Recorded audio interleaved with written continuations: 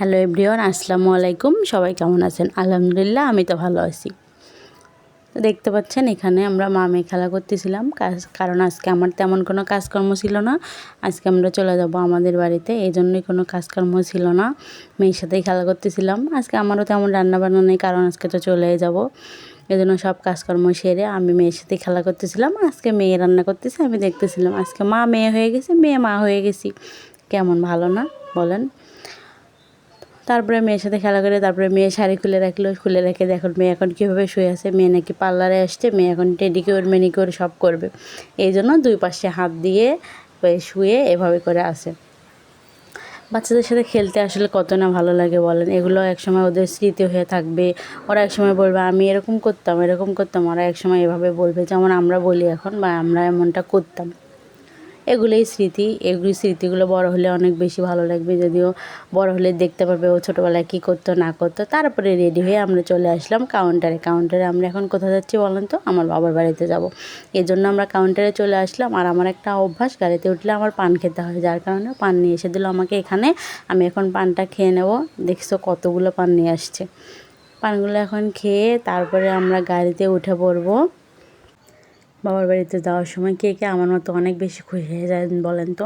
আর আমার ইদানিং কী একটা অভ্যাস হয়েছে, গাড়িতে উঠলে কেন জানি বসে বসে যতক্ষণ জাগনা থাকি, যদিও 7-8 ঘন্টার জার্নি, যদি যখন জাগনা থাকি তখন কেন জানি বাদাম বুট খাইতে আমার অনেক বেশি ভালো লাগে।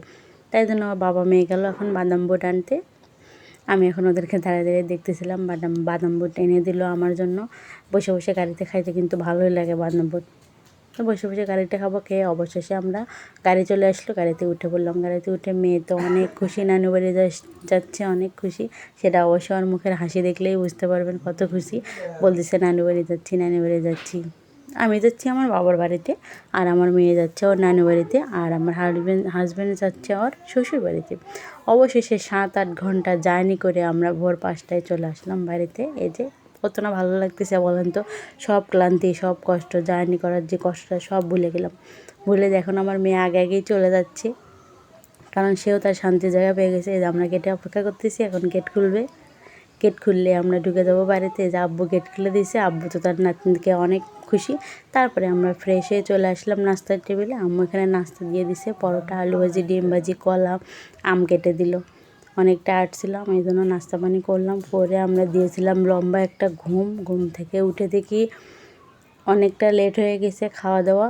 কী করব, বিকাল হয়ে গেছে। ও আবার ঘুম থেকে উঠে খাচ্ছিল না, পরে বলতেছে খাওয়াই দিলে খাবো। এই জন্য আমি ভাত নিয়ে এসে এখানে বসে বসে খাওয়াচ্ছিলাম।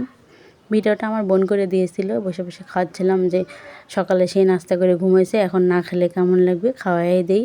তো এভাবে আমাদের দিনগুলো কাটলো। সারাদিনটা কেমন লাগলো আর ভিডিওটা কেমন লাগলো অবশ্যই কমেন্টে জানাবেন। আর কষ্ট করে যারা ভিডিওটা দেখলেন তাদেরকে অনেক অনেক ধন্যবাদ। এভাবেই পাশে থাকবেন।